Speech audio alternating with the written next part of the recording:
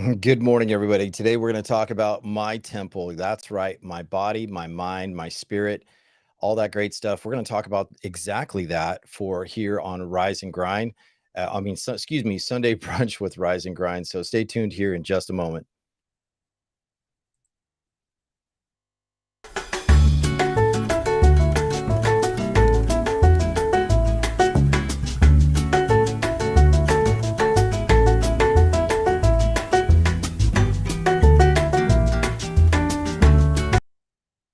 All right. So good morning, everybody. It's Sunday, November 20th. And just really happy to be here and be able to make content specifically. So there's a little bit of an echo, but forgive me if there is.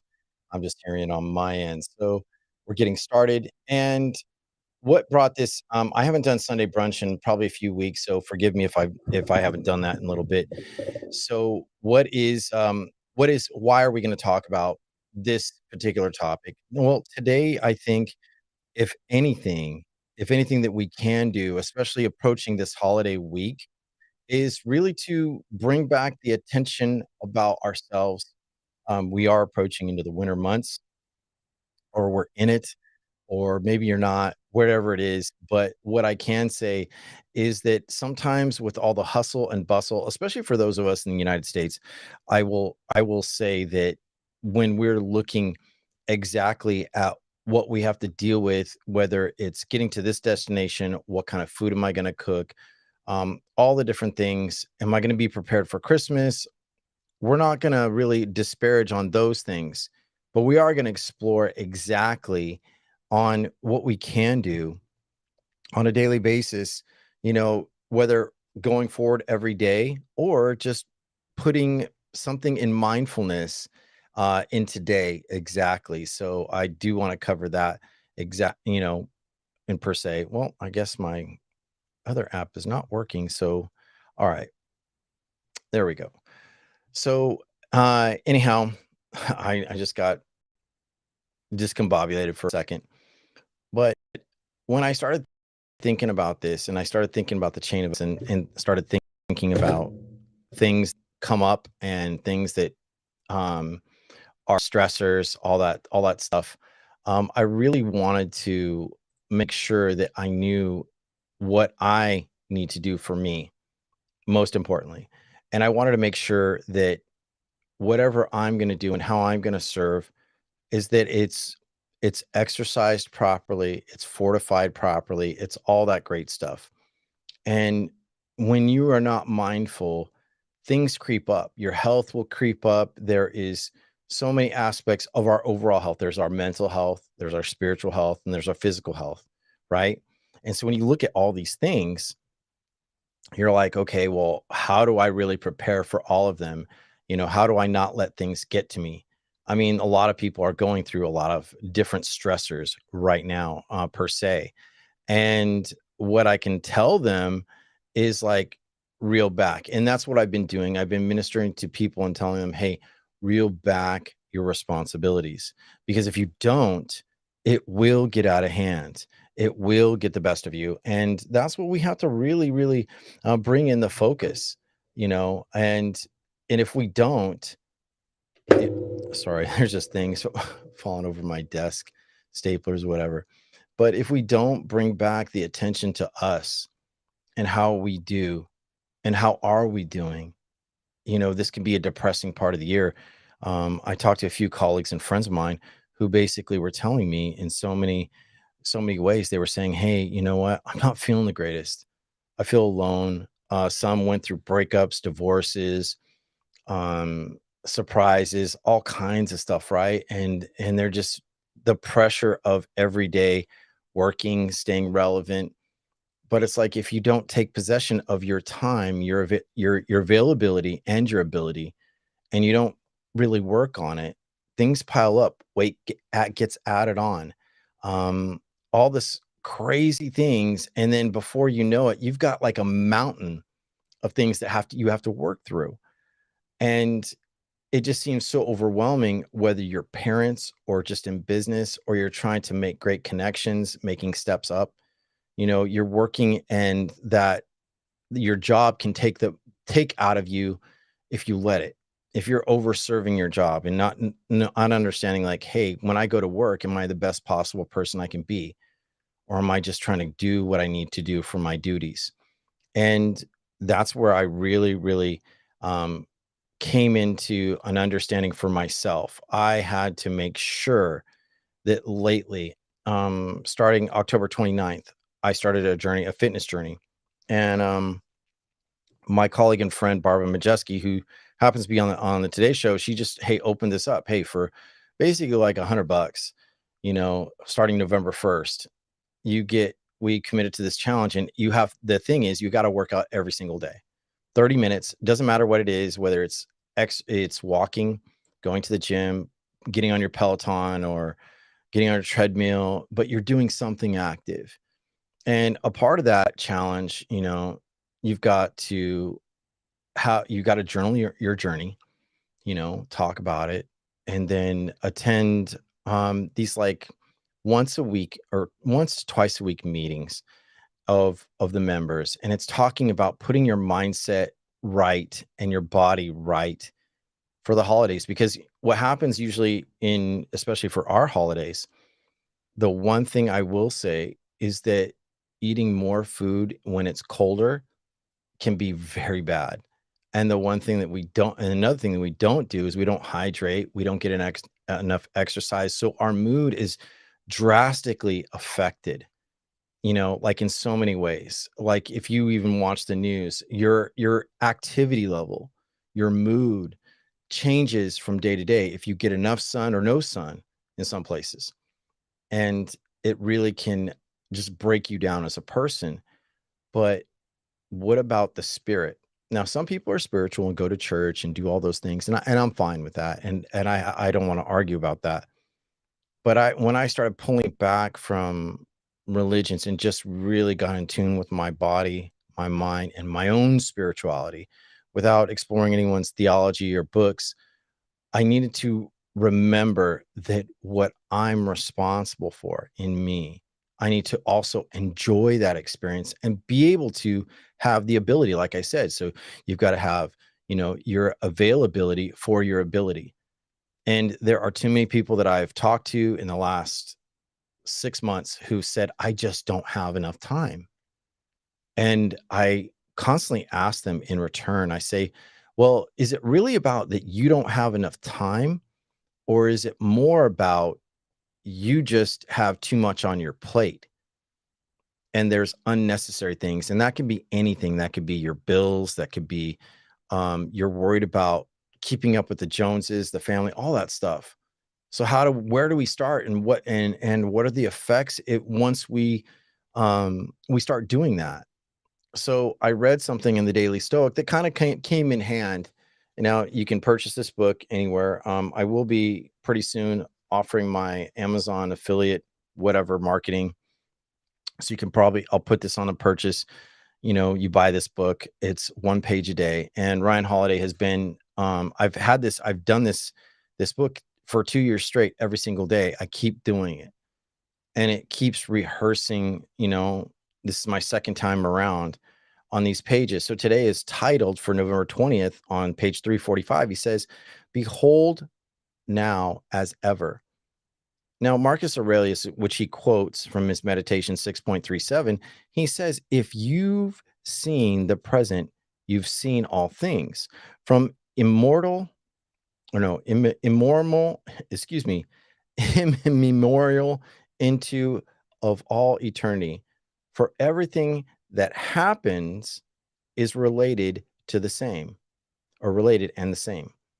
Now, Ryan goes on to explain the quote. He says, the events that will transpire today are the same as the things that have always occurred. People living and dying, animals living and dying, clouds rolling in and out, air sucked in and sucked out, as it has for eons. And the moment that right now, the paraphrase Emerson is in a quotation of the moments that have come before and will come ever after.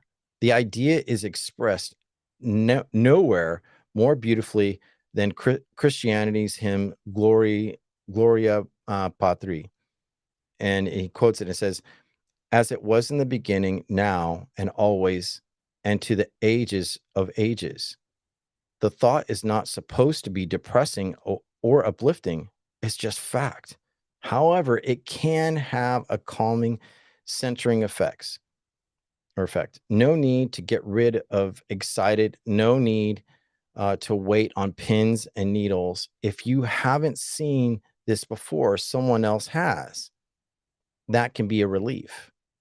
Now, the question of the day that goes along with this, it says, where can I find timelessness in every moment? And I think that's perfectly relevant, especially for today. If you are not mindful of the present and you're always planting for the future, the present now suffers more and will continue to suffer more. In my retrospect, and my thoughts exactly about this particular reading. And it qualifies because as I've been transforming my body, and it is a transforming it back to maybe some of my younger years.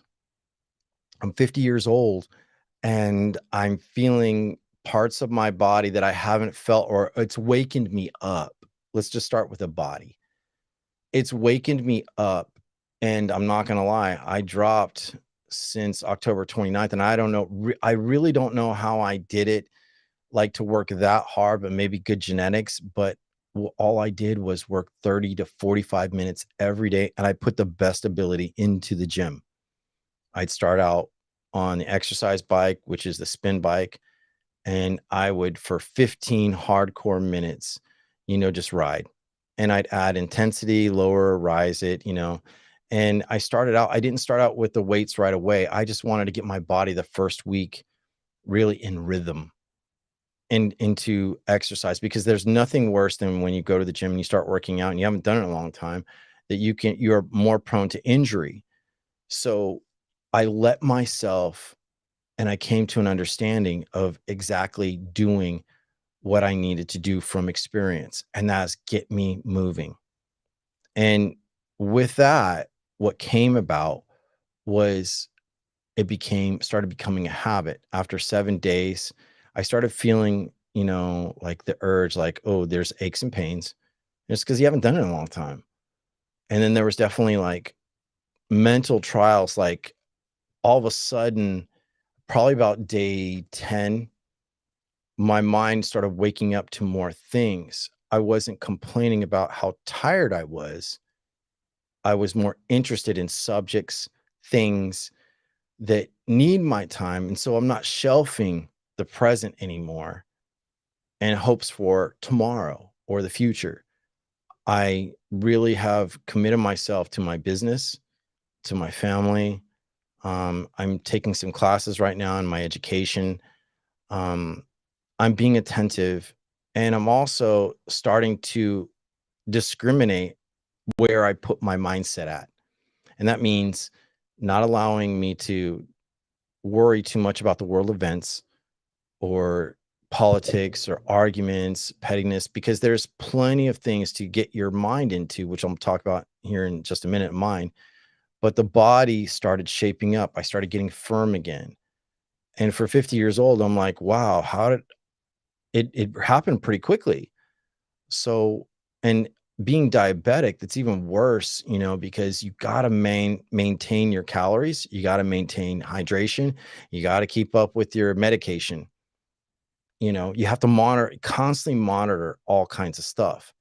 So the body started working out and started doing things. I started having a rhythm in my step, a purpose.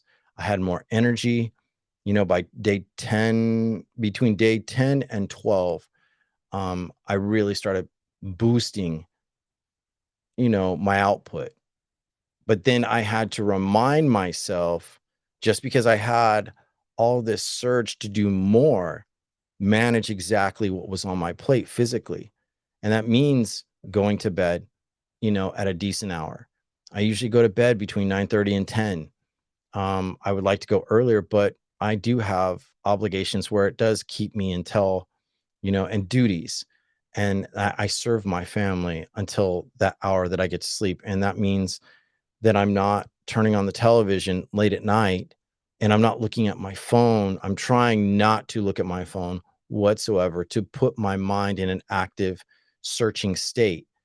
So when you're training your body on the impulses and the things that you're involved with, whether it be on social media, keeping up with email, all this stuff, or just trying to find a subject so you can just relax and go to sleep, you're just delaying the sleep process.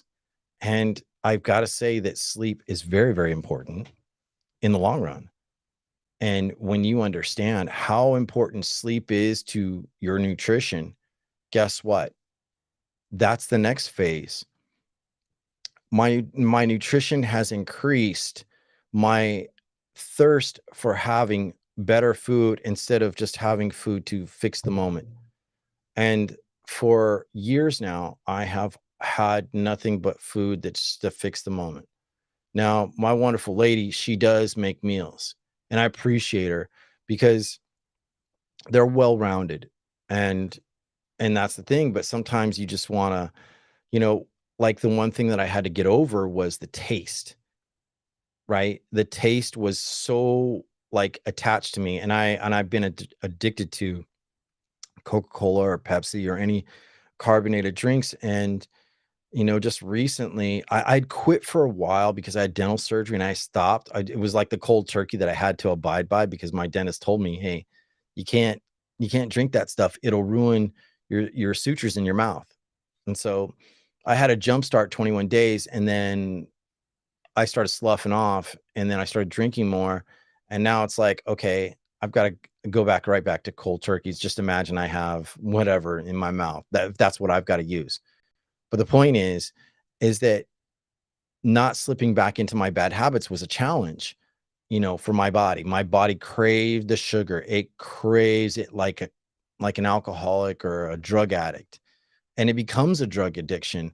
And it's not, just because you go cold turkey, you're gonna have to fight those urges.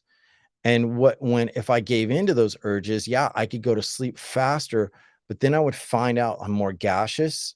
Um, I'll wake up at 2 o'clock in the morning, 3 o'clock in the morning with stress, So I started to understand that if I don't take care of this body at 50, I'm not going to be to see my daughters married or to see and live a happy lifestyle that I really am interested in. So the body really needed a tune up, and this exercise challenge has definitely been one of those things where it's been very, very important to me.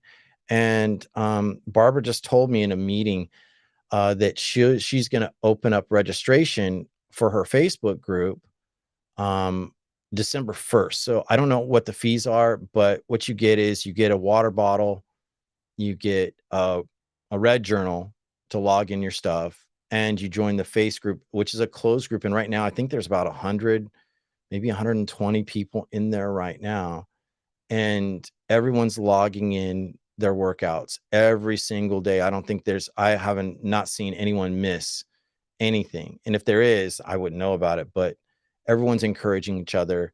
Like, I take a little snapshot, "Hey, I'm in the gym," you know, and you log it in and you build in that accountability. So the exercise, it fills in all the work, right? So your mind, which is this is where the next big part of all this really hits home. So as I've gotten into the exercise, um, as I've gotten into the exercise, I started noticing my mind was coming to more clarity. I wasn't so stressed. And having like Asperger's and having my attention just constantly either was super focused or just bing, bing, bing, like a ping pong ball all over, it started coming calmer. And what I could say is when I'd come home to my lady, you know, I wouldn't come up so loaded with the days of events. I started resisting, like when I come home, she needs to see the best of me, not the worst of me, not in trial and tribulation, not complaining, not doing none of that. So my complaints in my mind started coming down. So then my voice also started changing little by little. And I started getting into a rhythm of my mentality.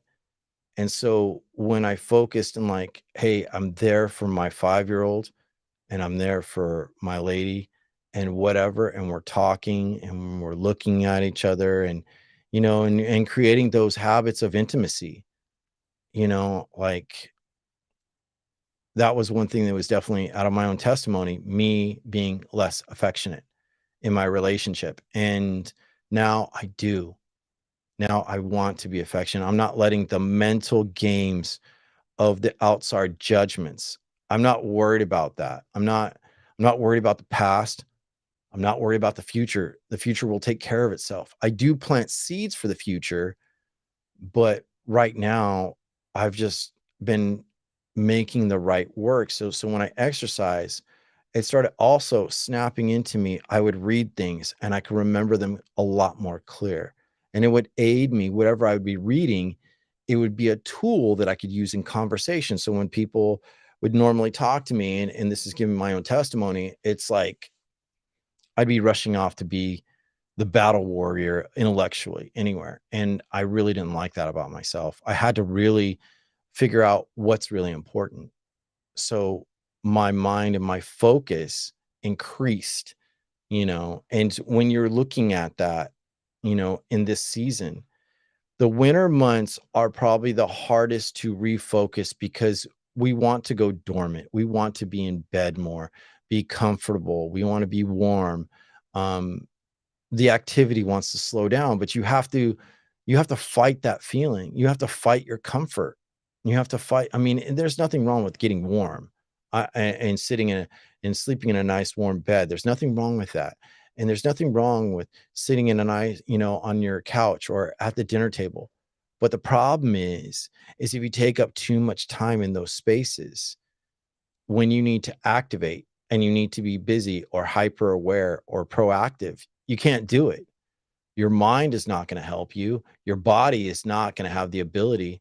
Like someone asked me, how did you get started? Did you fight? And because I remember talking in Barbara's group, and I basically said I made it non-negotiable. So from when I wake up, um, I learned this from, I think his name's Ty Lue from Impact Theory. He's a podcaster, motivational speaker, and all that stuff. What I did was I took his philosophy. He has his gym clothes all ready the night before, already gets on, washes his face, stretch out a little bit, drinks some water, and boom, gets dressed, out the door, goes to the gym or whatever he does to work out. And so I was like, well, there's nothing stopping me from doing that. And let me tell you, the first 3 days, it was a little difficult to do that. But my mindset was like, this is a non-negotiable. I'm not going to make any excuses. So on average, it would take me less than 10 minutes to get ready and get out the door, get in my car, get to the gym, check in, and do my exercise routine. And all I did was to drop these pounds. I stopped eating the bad stuff. I stopped drinking the bad stuff. I started getting my mind and my body to start working together, right? Very important. Getting them to work together for me so that I wouldn't be so exhausted, depressed, or whatever. And so when I did this, I started putting things in my attention that increased my abilities. Like I said, there's your availability and your ability. I'm not going to talk about time. Time is irrelevant. Time is something you never keep and never catch. But we have to be monitoring our availability for our best selves and for what we do and how we exchange with others within our community and your ability. You get older, there's some things that you can't do anymore, but doesn't mean that you can't train for them or alter or change a different pivot. So when I started really thinking about these things and putting action, getting up, going to the gym, I started taking mental action. I started journaling again and not write just about the depressing things, but writing about the positive things and the perspectives that I'm interested in. So I started training that mindset and being a performer again and being someone who's available emotionally.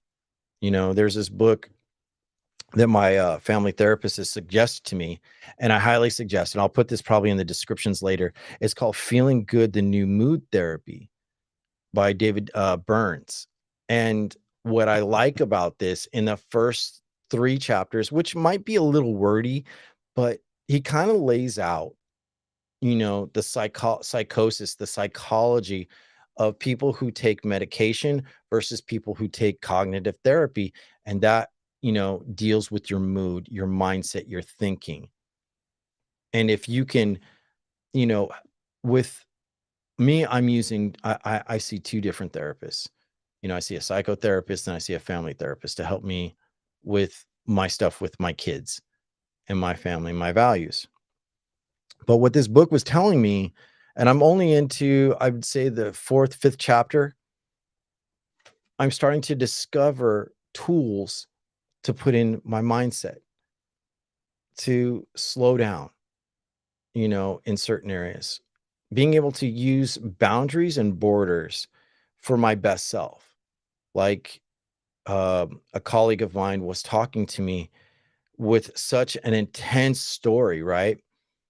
And I didn't want to be disrespectful, but I wanted to say exactly like, look, what you're telling me right now is way overwhelming me. It's way too much. And that's not what I entered in this conversation for. And it was nothing against them. It was just saying, you know what? Some people get so passionate, including myself. We get so passionate about what we want to say and we want to be felt. So it becomes like a lecture or some kind of mantra or monologue. And believe it or not, we're losing attention, but it also affects my spirit, right? It affects me personally. I start feeling depressed. And then guess what? I don't want to be around those kind of people. So, like I said in the beginning, I have discriminated. I have been particular about my attention and who I'm going to talk to, why I'm going to talk to them, for how long, the limits, so that I can put my best mindset in the work that I need to do. And owning a business, let me tell you, when you're the business owner, you've got to do a lot of hoops. You got to assign a lot of things. And when you don't have much help, everything falls on your shoulders. So to minimize the weight and the damage, it's taking care of your body, getting the exercise in, taking good care, and tuning up your mind. That means sometimes you got to tune people out. And it could be it could be your loved ones, it could be your mom, it could be your dad, your sister, your brother, sometimes even your spouse. You've got to salvage your own self so that you can navigate that lifeboat to a ship and get you sailing again. Otherwise, you're going to drown in the waters in the depths of despair, just like a Titanic. You hit an iceberg. We constantly run into these difficulties. So when we look at this, I can honestly tell you from my own experience and nobody else's, I've had to really cut people off and sometimes pivot people. Hey, you know what, so and so, it's really a great opportunity to talk to you, but this is too much. Now you're ranting, you're raving, and I have no problem saying that. Some people say, well, that's kind of rude, but I'm like, oh, I would rather you understand me and be clear so that you monitor what you're delivering with me. And when we meet together and when we're happy, and yeah, sometimes we help each other in our struggles, guess what? We start increasing. There's this guy on YouTube that I watch pretty much every day. And he's the first spiritual guy that I really can enjoy. And his name's what is it? Is it Ralph Smart or Ralph White? I'm forgetting right now. I'm having a brain fog. But anyway, this guy, he calls his listeners deep divers. And what I really, really enjoy about him is that he brings the lightest spirit possible. He'll say, breathe, deep divers. And it activates me and to be like, let whatever is going on in stress go. I'm now attending to me. I'm now attending to my spirit. And when I do that, guess what? I'm more prepared. I have my boundaries and my borders. So if we're going to come across toxic people, and this is going to come on, move into spirit in just a moment here. We come across people that are toxic, either knowing or unknowing.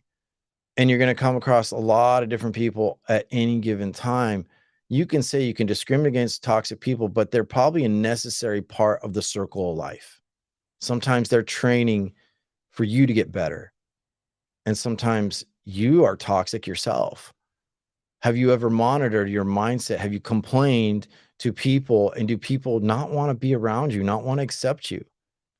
I remember I was on Clubhouse, and there would be this constant theme, um, that people would get mad if they didn't get this, they call it the green bean, like the moderator badge, or why they weren't brought up to stage, and they felt discriminated. And then it's like, wait a second, that's something unnecessary to explore. Why are you putting your mood attached to some kind of qualification of whether you can speak or not? It just means that maybe it's not right for you right now.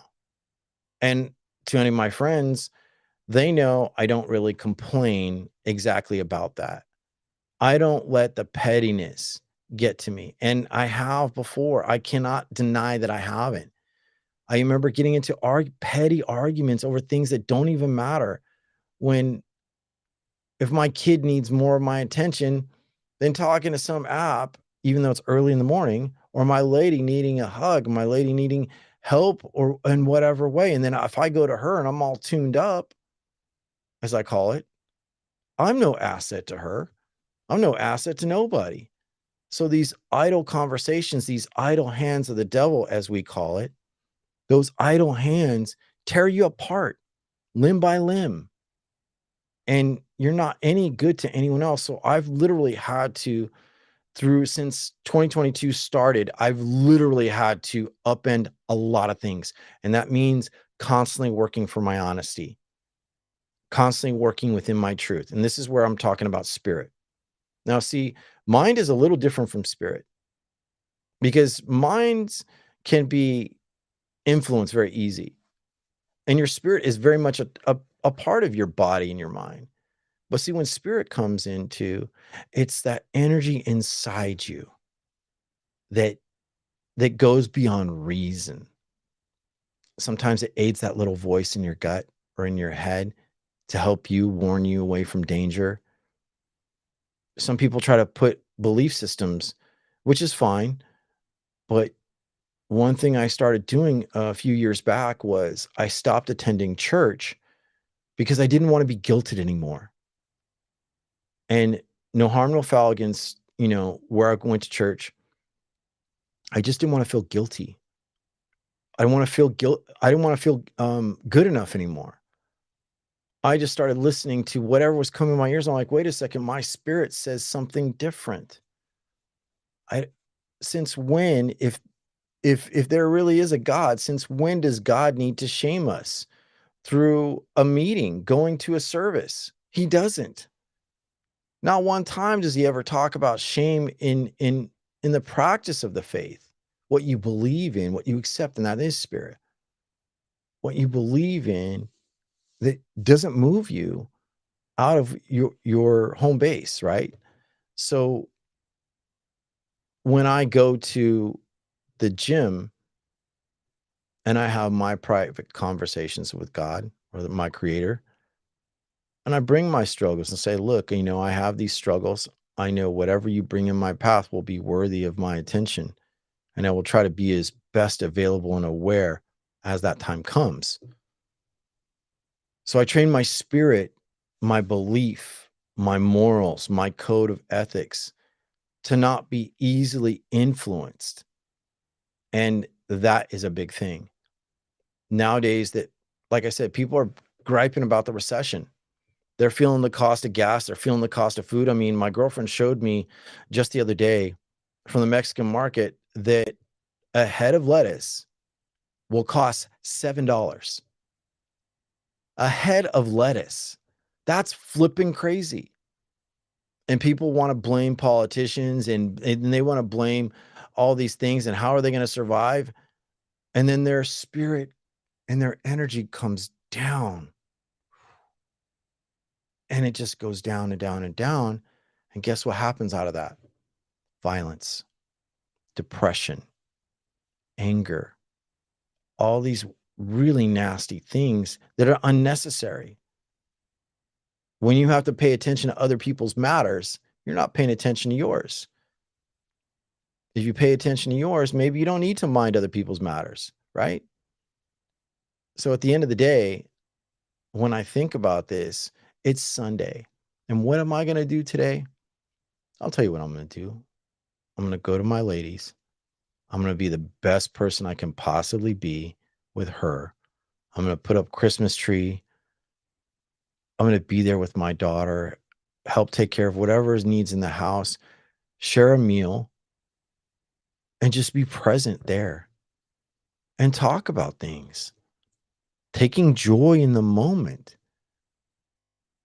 And if you're out there trying to plan for your moments to be happy, guess what? You got another thing coming to you, because happiness is a choice just as well as anger, sadness, and all the other emotions you deal with. You choose to react. So, what I want to say about this, if you have an opportunity, get into something that will help move you, get into exercise, go take a walk, be attentive to your home, maybe mend your garden. There's always something to work on than just being stuck in mental problems. Begin what's called meditation. I've been participating in meditation daily. I've been doing several things. Like I got this app called, what was it called? I have to look at my phone. Excuse me. It's called Trip, and it's attached to my Oculus. And and I'm not advocating for Oculus or not, but it's just something I've explored. And what I can tell you is that it had one particular meditation where it looked like the inside of a womb and the sounds and all that. It brought me like to a memory I never knew I had. And that comfort and that space and the mind and my eyes and the sounds, and it just none of my problems mattered. And after I got done with that particular meditation, and some are pretty cool, like they're spacey, like they take you through the galaxy. It's cool. But then I also do verbal meditation. I sometimes I'll listen to Wayne Dyer's morning meditation you can find on YouTube. And I do that, all that stuff. I breathe. I take more time. I get up when I feel like it, when I want to, not because I have to. I train my body, train my spirit, trained my mindset that waking up at a certain hour is good for me, because when I wake up at 4:30 in the morning, let me tell you something. From 4:30 to 7:30, that's my time. No one owns it. I can do whatever I want. And what I do want is to exercise and do the things that make me feel better and that get me to make better decisions. So as you're approaching, Thanksgiving's on Thursday and the holidays, Christmas, and to not let the stress and what you don't have get a hold of you. Reel back your time, reel back your efforts, reel back your spirit, bring you back to center. Take care of your place, clean your room, get rid of old things that don't belong to you, repurpose things, do things that edify you and have you stop chasing. It's like the hamster on the spinning wheel. You're not just chasing the wheel. You're living, you're doing. And I do want to do a second part of this. And tomorrow I normally have Rise and Grind on Mondays and Wednesdays at 6 a.m. Pacific Standard Time. But this Monday, I do have other obligations with my career field and with my position, and I need to get started at 6. So I will not be producing tomorrow. But you can enjoy today. You can share this with a friend, share it with friends, family. Watch this, talk to each other, and here's my encouragements. Before you say I should or I need to, zip it. Say nothing. Say nothing at all. And the reason why I want you to do this is because if you can't get to the things I talked about, like getting to exercise, then it needs to be a point of an agenda to achieve that day. Because every time we say I need to, it's an activation point of a thought for a moment to shelf. Don't delay. And if it seems like a too big of a project, it's okay. Like every lumberjack who's ever chopped down a big tree, take your time, chip away at it. Your body will get better, your mind will get better, your spirit will get better, and explore those better thinking. And I really want to encourage this for the Christmas holiday gifts, whether you're Jewish or whatever you are or Christian, start crafting gifts. Start learning how to cook again. Stop spending so much money on DoorDash and Postmates and all that shit. Don't go out as much. Get back to the home. Give your family and yourself a welcome environment. You're going to increase, you're going to get better. Well, that's all the time that I have for Sunday brunch, and I hope you've enjoyed it. Please feel free to leave a comment in this talk and a like. And if you're not subscribed, please enjoy subscription. I have a variety of shows that I've already produced. And it's just one of those things where, it's a pleasure. You know what I'm saying? So we'll see you all next time on Sunday brunch. And you'll see me probably back on Wednesday to do Rise and Grind right before Thanksgiving. So y'all take care. Have a great one.